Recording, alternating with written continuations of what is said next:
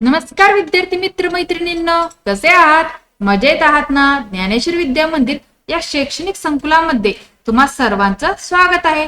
विद्यार्थी मित्रांनो, तुम्हाला आवडणारा सण या मार्च महिन्यात आलेला आहे. कोणता सण आहे सांगू?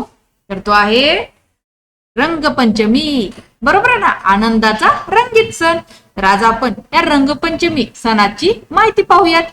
तर चला पाहूया. रंगपंचमी हा महाराष्ट्रातील एक आनंदी आणि उत्साही सण आहे. हा सण होळीच्या 5व्या दिवशी साजरा केला जातो. फाल्गुन महिन्यातील कृष्ण पक्षातील 5व्या दिवशी रंगपंचमी येते. या दिवशी लोक एकमेकांना रंग लावून आनंद साजरा करतात. रंगपंचमी म्हणजे रंगांचा, आनंदाचा आणि मैत्रीचा सण. होळीच्या दिवशी होळी दहन केले जाते. वाईटावर चांगल्याचा विजय साजरा केला जातो. त्यानंतर 5व्या दिवशी रंगपंचमी येते. या दिवशी लोक एकमेकांना गुलाल आणि रंग लावतात. लहान मुले, तरुण मोठी माणसे सर्वजण आनंदाने रंग खेळतात. रंगपंचमी हा सण विशेषतः महाराष्ट्रात मोठ्या उत्साहाने साजरा केला जातो. गावोगावी आणि शहरांमध्ये लोक सकाळपासूनच रंग उधळायला सुरुवात करतात. रंगपंचमीचा संबंध होळीशी आहे. होळी हा सण वाईट शक्तींवर चांगल्या शक्तीच्या विजयाचे प्रतीक आहे. होळीच्या दिवशी होलिका दहन केले जाते. त्यानंतर काही ठिकाणी दुसऱ्या दिवशी धुळवड साजरी केली जाते. महाराष्ट्रात मात्र 5व्या दिवशी रंगपंचमी साजरी करण्याची परंपरा आहे. पूर्वीच्या काळी लोक नैसर्गिक रंग वापरत असत. फुलांपासून, हळदीपासून आणि औषधी वनस्पतींपासून रंग तयार केले जात. त्यामुळे त्वचेला त्रास होत नसे. रंगपंचमीच्या दिवशी वापरले जाणारे रंग वेगवेगळ्या भावना दर्शवतात. लाल रंग प्रेम आणि ऊर्जा दर्शवतो. पिवळा रंग आनंद आणि सकारात्मकता दर्शवतो. हिरवा रंग निसर्ग आणि समृद्धी दर्शवतो. निळा रंग शांतता आणि विश्वास दर्शवतो. रंग माणसाच्या जीवनात आनंद भरतात. म्हणूनच रंगपंचमी हा रंगांचा सण म्हणून ओळखला जातो. रंगपंचमीच्या दिवशी लोक सकाळी लवकर उठतात, जुने कपडे घालतात आणि रंग खेळायला बाहेर पडतात. मित्र मैत्रिणी नातेवाईक एकत्र येतात, एकमेकांना गुलाल लावतात. काही ठिकाणी पाण्याचे फुगे, पिचकारी आणि रंगीत पाणी वापरले जाते. गावात ढोल ताशे वाजवले जातात. काही लोक नाचतात, गाणी गातात. वातावरण खूप आनंदी असते. काही ठिकाणी मिरवणुका काढल्या जातात. रंगपंचमीच्या दिवशी घरात गोडधोड पदार्थ बनवले जातात.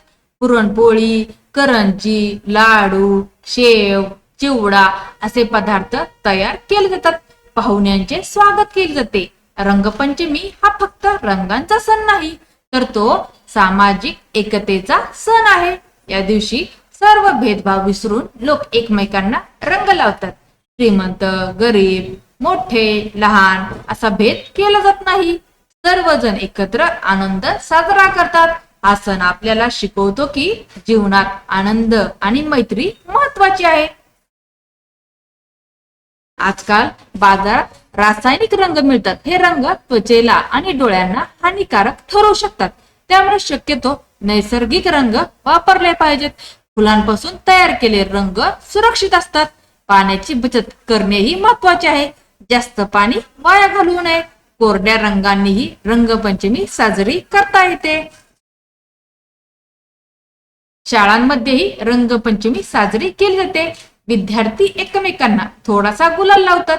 शिक्षक विद्यार्थ्यांना सणाचे महत्व सांगतात. काही ठिकाणी सांस्कृतिक कार्यक्रम आयोजित केले जातात. रंग खेळताना काही गोष्टी लक्षात ठेवणे आवश्यक आहे. डोळ्यात रंग जाऊ देऊ नये. त्वचेला तेल लावून मग रंग खेळावा. जास्त पाणी वापरू नये. इतरांना जबरदस्तीने रंग लावू नये.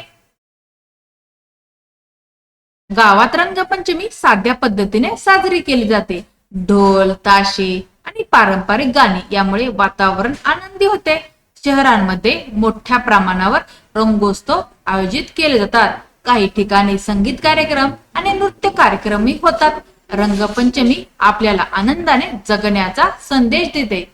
जीवनात कितीही अडचणी आल्या तरी आनंदी राहणे आवश्यक आहे. रंगांसारखेच आपले जीवनही विविधतेने भरलेले असावे. हा सण आपल्याला शिकवतं की राग, मत्सर आणि भेदभाव विसरून प्रेमाने एकत्र राहावे. रंगपंचमी हा आनंद, उत्साह आणि मैत्रीचा सण आहे. हा सण आपल्या संस्कृतीचा एक सुंदर भाग आहे. रंगांमुळे जीवनात आनंद आणि उत्साह निर्माण होतो. आपण हा सण सुरक्षित, पर्यावरण पूरक आणि प्रेमाने साजरा केला पाहिजे. सर्वांनी एकमेकांना शुभेच्छा देऊन आनंदाने रंगपंचमी साजरी करावी. रंगपंचमीच्या हार्दिक शुभेच्छा. माझ्याकडून व माझ्या ज्ञानेश्वरी विद्या मंदिर या शैक्षणिक संकुलाकडून तुम्हा सर्वांना रंगपंचमीच्या खूप खूप शुभेच्छा. तुम्हाला आजचा हा निबंध माहिती आवडली का? जर आवडली असेल तर ह्या निबंध माहितीला जास्तीत जास्त शेअर करा. चॅनेलवर नवीन असताना चॅनेलला सबस्क्राईब करा. धन्यवाद.